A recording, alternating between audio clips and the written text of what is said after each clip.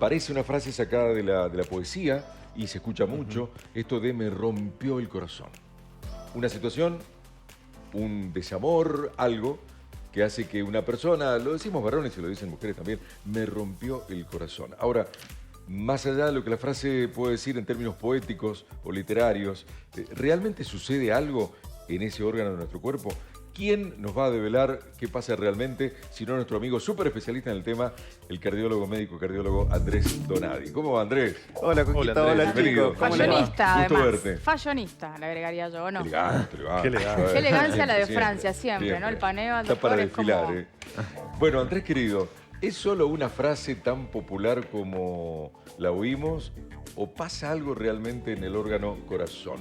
Cuando una emoción es muy fuerte y uno siente que hace mella ahí. Ujú. Pasa, Coco. Pasa. A ver, el estrés puede actuar a nivel del corazón de forma aguda o de forma crónica. El estrés agudo Sí. es el que produce, no en todos los casos, pero puede llegar a producir lo que se llama el síndrome del corazón roto o síndrome de Takotsubo, se llama también médicamente. Ajá. Es un síndrome que aparece ante casos de emociones muy violentas, yo te diría, tanto buenas como malas. Eso, ojo. buenas como malas. Claro, puede ser la pérdida de un ser querido, puede ser en el caso, en el contexto de un divorcio, de una pérdida del empleo o de una crisis económica.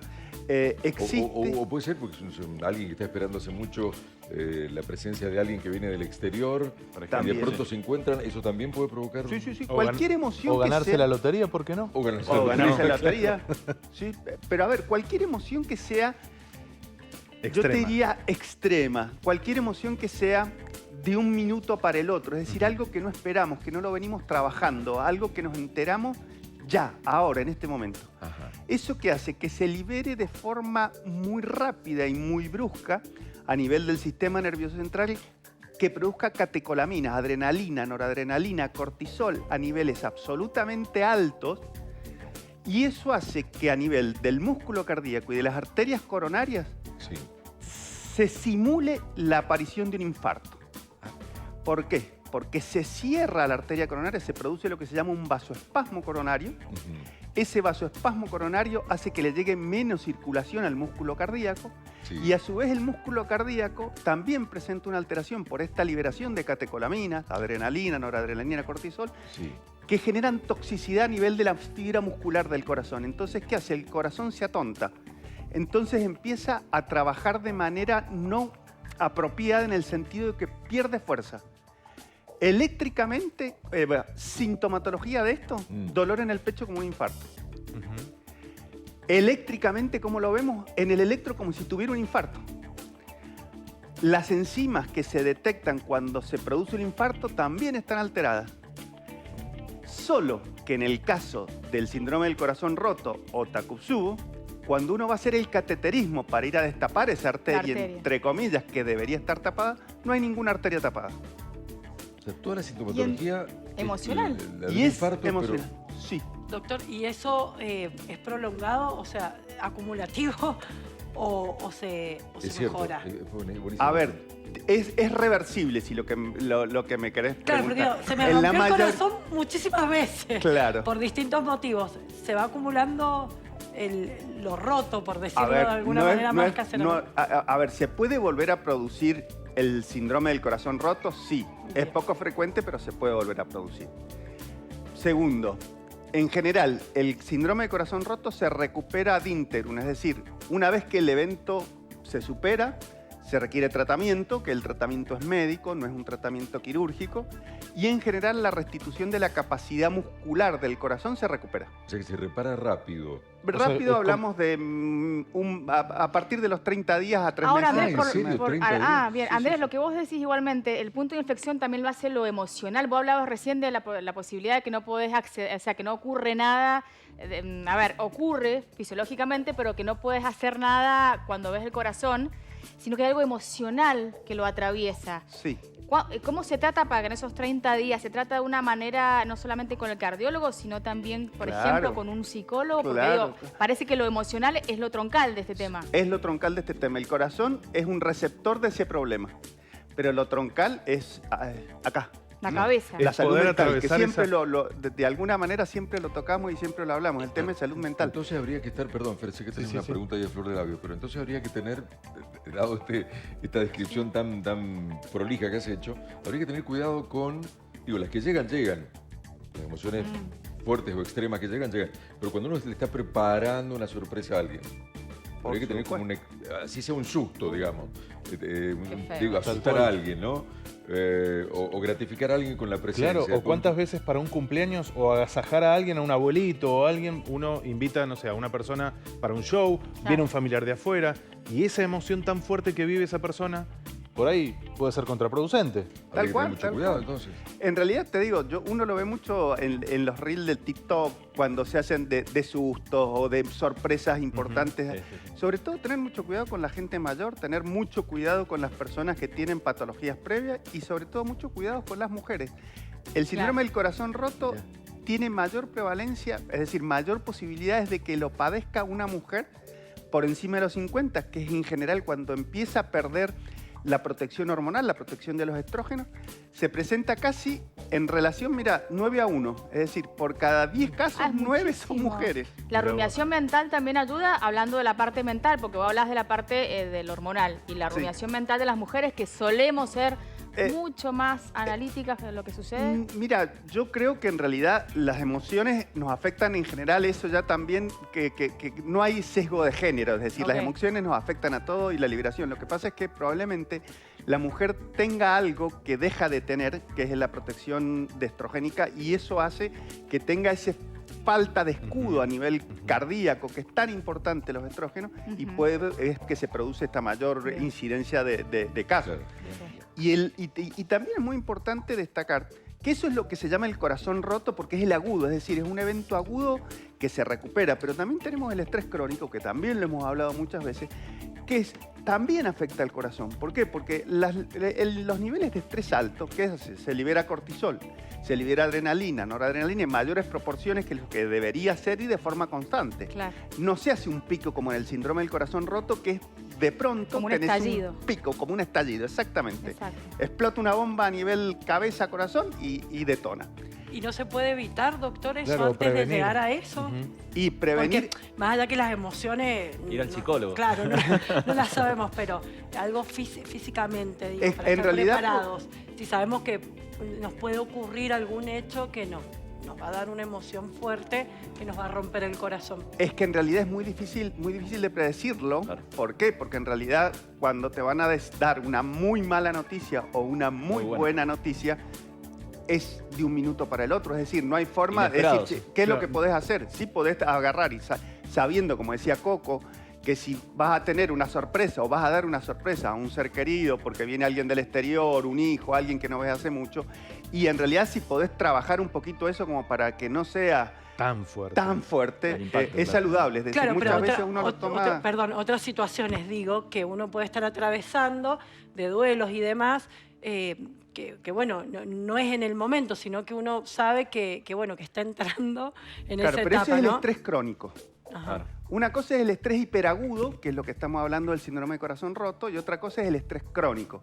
El estrés crónico hace que los niveles de catecolaminas, de adrenalina, noradrenalina, cortisol, dopamina, estén más altos de lo normal, y eso sí genera también a nivel del corazón, genera daño y va a generar un daño crónico. ¿Por qué? Porque aumenta la frecuencia cardíaca, aumenta la presión arterial. Claro. Eso hace que tengamos que el corazón trabaje de una manera más apurada, de alguna Exacto. manera, que trabaje sobrecargado el corazón, Sí. y entonces empieza a fatigarse el corazón de alguna manera. Y volviendo a lo poético del concepto del corazón roto, si uno hace un paneo, ¿no? Si pudiésemos extraer una imagen del momento puntual del síndrome, a nivel anatómico, ¿se ve algo diferente en el corazón? Absolutamente, se ve como si tuvieras un trastorno de la contractilidad del corazón. El corazón recordemos que es una bomba. Se Bombea todo el deforma, tiempo, ¿qué claro. le pasa? Se deforma. ¿qué le Se pasa? deforma, Se por con- eso se llama Takotsubo, porque lo descubrió un japonés en la década del 90 y el corazón se transforma como en una trampa de pulpo. El Takotsubo es una forma en que los japoneses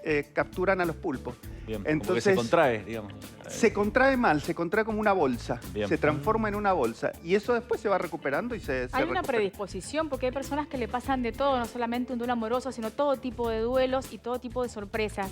Y sin embargo, la resiliencia y un montón de la personalidad, pero hay una predisposición porque vos decís, ¿cómo puede aguantar tanto ese corazón? Viste que uno Sí, suele decirlo. suele decir, Hay una predisposición a otras que por ahí son profundamente emocionales y cualquier viento de popa por ahí te trastabilla un poco.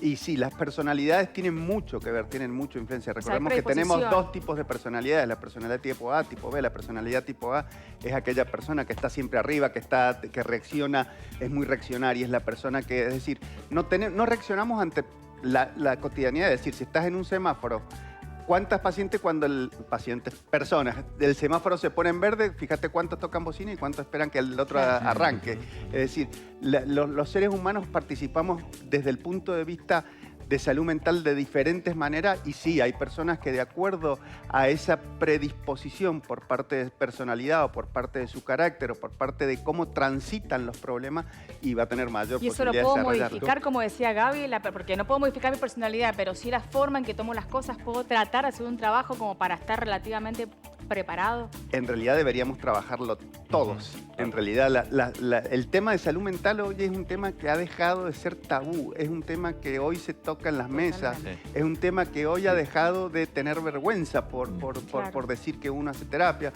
Hoy hace uno un análisis, se autoanaliza, es decir, che, tendría que ir al psicólogo, empieza a decir. Exacto, sí, Antes te mandaban claro. o te sugerían o trataban de ver cómo. Hoy uno dice, che, Necesito. necesito Claro, comunicarme, claro. necesito de alguna manera sacar lo que tengo adentro. Vos pensás que en la confesión como confesión religiosa, Sí. era una especie de psicólogo en su De época. descargar un Era poco descargar la las tensión. cosas que no Canalizar, podías sí, descargarlo dejar con la nadie. mochila. El peso que ya no Entonces puedo llevar. necesitabas tirar cosas afuera, Claro. no necesitabas cargar sobre la Eso es espalda. Hoy ya el peso de la religión ha perdido y hoy en realidad tenemos de cura al psicólogo, que Claro. es saludable Doc. ir a sacarse. Así como estamos hablando de que lo emocional fuerte impacta el corazón, ¿ese impacto del corazón, digo, trae como consecuencia el impacto en otros órganos o queda ahí? No, ¿Entiendes? acordate que el corazón en ese, a ver, volvemos a lo mismo, vamos al efecto del corazón roto, que es el hiperagudo. Sí. En el hiperagudo, el corazón que funciona como bomba irriga cerebro, órganos muy nobles como cerebro, riñones, todo el organismo, es decir, es la bombita de agua que está regando las plantitas. Total. En el caso del síndrome del corazón roto, deja de ejercer esa función, se deteriora esa función, entonces empieza a sufrir cerebro y riñones son los primeros que sufren. Si el fenómeno se prolonga en el tiempo, puede generar algún cambio también a nivel de otros órganos. Si es un fenómeno hiperagudo y se recupera rápidamente y requiere tratamiento rápidamente y se controla rápidamente, no deja ningún tipo de secuela a ningún otro órgano. Por eso es que, digo, estoy tratando de venir cabo, ¿no? Pero Sí. uno sufre una rabieta importante y por ahí acusa en diversas partes del organismo, pero todo empezó por el corazón. Sí. Ok. Sí. Andrés, Sí. tengo una consulta volviendo un poco en relación a lo que preguntó Gaby más temprano acerca de vivir una experiencia y después volver a atravesar una misma experiencia y de si quedan secuelas o no, pero también la pregunta es, ¿qué pasa con las experiencias vividas y aprendidas? Porque si yo ya sufrí Las por procesadas. amor y lo procesé y tal vez lo superé, ¿qué pasa cuando vuelvo a tropezar con otro desamor y vuelve a pasarme lo mismo? ¿Me impacta de la misma manera a nivel cardíaco, corazón o tal vez es menor? Todo depende cómo proceses tu cabeza. En realidad, el cerebro, en este caso, el cerebro es el que dispara. No es el corazón. El corazón responde a tu cabeza. Responde a cómo vos procesás ese hecho, el desamor, por ejemplo, o el duelo, lo que vos quieras. Claro. Porque en general todos los problemas terminan siendo un problema de duelo. La pérdida de algo, cómo procesás la pérdida. Entonces, de acuerdo a cómo procesás la pérdida, es cómo va a responder tu corazón. El corazón en este caso no es causa, es consecuencia. Claro. Entonces, si vos procesaste, tuviste un evento, lo procesaste, hiciste el aprendizaje suficiente, cuando vuelvas a tener el hecho, porque el desamor dichoso el que tiene un desamor en Claro. su vida o un duelo en su vida. Es decir, Olvídate. ¿quién no ha perdido un trabajo? ¿Quién no ha perdido un ser Totalmente. querido? ¿Quién no ha tenido una ruptura familiar, personal o lo que sea? Es decir, pérdidas tenemos todos y de diferente índole. El tema es cómo trabajamos la pérdida. El corazón va a responder a cómo has trabajado la pérdida, es decir, y en eso lo vas a poder transportar a todo. Es decir, si reaccionás mal a la pérdida de un ser querido, probablemente reacciones mal a cualquier pérdida. Bien. Y si procesás bien la pérdida del ser querido o del trabajo, posiblemente tenga las herramientas como para cualquier Superar pérdida, cualquier tratar de manejarla. Es decir, Bien. sufrir vas a sufrir. Seguro. El tema es cómo manejás el sufrimiento para que ¿Cómo no te lo haga daño. manejás? Bien. Andrés, recién respondiendo creo que a Gabriela o a Anita, hablábamos de cómo reparar el corazón roto. Dijiste que la reparación puede tardar, reparación como si fuera un 30 mecanismo. días. Nos dio 30 Se días. entiende, ¿no? Tenemos corazón Como entero. 30 días. ¿Cómo se repara? ¿Cuál es el mecanismo? ¿Qué hay que hacer? ¿Voy al terapeuta sí o sí? ¿O qué? No, a ver, desde el punto de vista puramente cardíaco, Sí. empiezan a bajar los niveles de ese pico, empieza a bajar, entonces empieza a disminuir la toxicidad a nivel del músculo cardíaco, empieza a disminuir la vasoconstricción de las arterias coronarias, y desde el punto de vista médico se trata de ayudar esa pérdida de la contractilidad con determinadas ayudas farmacológicas, como para que el corazón trabaje más liviano. Se trata de bajar la presión arterial, se trata de bajar los volúmenes circulantes, etc. Bien. Y durante aproximadamente ese tiempo, de a poco, el corazón va tomando su función de bomba sin que haya ninguna intervención drástica. Lo va haciendo solito, se va reparando. A medida que va bajando los niveles, de esto Se va va estabilizando. desapareciendo el síndrome. Y a nivel anatómico, como preguntaba Lucas, no es que quede una marca concreta. No no. es como el infarto, digamos. No se produce, no llega al infarto, Andrés, no hay muerte ¿Y celular. puede, doctor, derivar algunas enfermedades más allá de algunos órganos que se puede transferir ese dolor? ¿Alguna enfermedad en particular puede surgir? No, se recupera y se recuperó el corazón y la función, es decir, a ver, en el infarto cuando el evento ocurre, uno después ve o visualiza por determinados métodos diagnósticos, como puede ser una cámara gamma, ve la cicatriz. Uno ve una cicatriz, siempre el infarto es una cicatriz, más chica, más grande, ¿qué es una cicatriz? Se cambia el tejido muscular por un tejido fibroso. El tejido fibroso no contrae. Entonces ahí cuando empieza a ver la secuela del corazón, que puede tener un infarto más chico o más grande, de acuerdo a la cicatriz que ha dejado, si ha dejado una cicatriz chica o grande. En este caso, si yo voy a buscar esa cicatriz, no existe. ¿Y en el caso de los adolescentes se dan? No. En los chicos tampoco. Es en edades más... En general es por encima de los 50 años Ujú. y más frecuente en mujeres posmenopáusicas. Andrés, los procesos angustiosos y también de ansiedades que se van acumulando en el tiempo y se siente el pecho pesado, como se dice en Sí. los procesos de ansiedad, las condritis, creo que es el término, cuando Sí, te duele en osteocondritis. realidad, exactamente, y no tiene que ver con, están vinculados a algo que puede llegar a pasar a nivel de infarto cuando estás transitando cualquier tipo de duelo, porque se va haciendo como crónico en el tiempo y vos sentís ese pecho pesado, diferente el corazón. Ahí es como una previa que hay que tener cuidado. Sí, y de eso es el estrés crónico. El estrés crónico, como recién te comentaba, Anita, vos estás liberando mayor... A ver, el estrés naturalmente o fisiológicamente es algo saludable. Claro. ¿Por sí, qué? sí. Porque el estrés viene ancestralmente ante situaciones que nos sacan de lo natural, de lo diario, de lo cotidiano. Vos respondés gracias a ese estrés, te levantás, te parás, decir, te está temblando y te parás y tendés a salir. Eso es estrés. Bien, Pero son procesos que son piquitos chiquitos, claro, ¿está? claro. Si ese estrés lo perpetúas en el tiempo, esos piquitos chiquitos se transforman Claro. en una meseta, no en picos. Claro. Ah, ok. Entonces, esa meseta que vos tenés, que se dosan los niveles de cortisol para saber si estás con un estrés crónico, hace que crónicamente se dañe el corazón, crónicamente se dañe el cerebro, crónicamente se dañe el riñón. ¿Por qué? Porque tenés aumento de la presión arterial, porque esos piquitos, la mayor cantidad de adrenalina actúan en determinados receptores, haciendo que la pared muscular de las arterias se ponga más rígida. Entonces aumenta la presión. ¿Y más rígida en qué órganos? ¿En el corazón solo? No, en todo el Claro, organismo, en todo. incluyendo cerebro. Ok, ¿Está? Wow.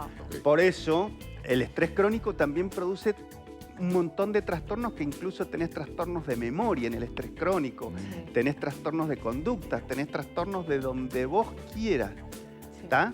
Y todo relacionado con el estrés crónico, es decir, hay que ir a bajar y a disminuir. Por eso hoy se hace tanto hincapié en las situaciones en las cuales uno tiende a bajar y se ha demostrado médicamente que el ejercicio físico, la actividad física de fuerza, la meditación. Ojo, estamos hablando de cosas que antes uno la hablaba y no tenían un respaldo científico.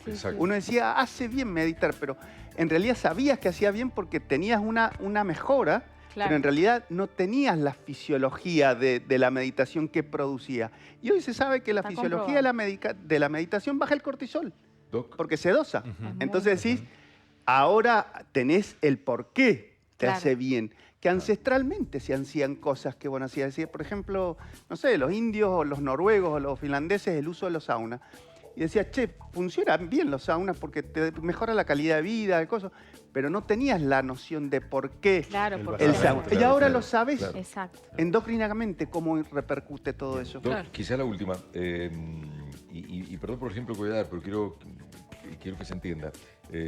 Hace unos días atrás se rememoraba el caso de un chiquitín que falleció en una escuela de verano y le habían dicho a la madre por teléfono, usted podría venir porque su hijito se ha descompuesto, cuando en realidad se sabía que el hijito ya estaba fallecido. Ahí se intentó preservar el corazón de esa mamá. Digo, hubiera sido distinto el impacto si lo hubiera dicho por teléfono, venga porque pasó esto y contarle la fatalidad, o que se encontrara con la fatalidad cuando llegó al lugar. Mira, yo creo que ha sido, no conozco el caso, pero ha sido muy saludable si han hecho eso. En realidad te lo digo desde el punto de vista que he manejado una clínica durante más de 20 años y lo he visto en la diaria. En realidad hay que manejar ese tipo de información con absoluta prudencia. Es decir, un mensaje telefónico que dé una noticia semejante es lo más antiempático que puede existir en la vida. Es decir, vos tenés que, para dar una noticia de esa índole, tenés que estar sentado mirando a la persona con un lenguaje corporal absolutamente de contención, la forma en que lo tenés que trabajar desde lo del lenguaje verbal a corporal tiene que ser absolutamente cuidado. Es decir, son informaciones que te pueden cambiar absolutamente la forma en que la otra persona recibe esa noticia. Más allá de que siempre son noticias que son difíciles. Es decir, el abrazo, el saber, la otra persona no sabes cómo va a reaccionar. Entonces, y menos con la distancia que implica un teléfono. Es decir, que ni siquiera estás viendo qué es lo que está pasando del otro lado. Es tener empatía también. Entonces, es algo que la verdad que festejo que haya, si eso pasó, porque la verdad que muchas veces las personas que transmiten eso, me imagino que no ha sido un médico o debe haber sido alguien dependiendo de escuelita, de lo que sea, que haya tenido esa herramienta, porque la verdad que transmitir noticias hay que ponerse siempre en el lugar del otro y siempre con empatía, siempre con empatía. Al rememorar esto, en un medio se decía que le habían mentido a la madre. No. Y yo decía, yo creo que... La Iba han preservado. escuchando esto, digo, claro, han preservado la salud, si se quiere, de esa mamá que tenía que recibir finalmente una noticia catastrófica. Absolutamente Bien, no. bien. No, coincido, Coco. Doc, gracias por esta visita. Nada, un Siempre placer. es un placer charlar con vos. Gracias. Bueno, gracias a ustedes. Buen fin de resto semana. de la semana y bonito fin de semana. Gracias. Gracias. Gracias, doctor.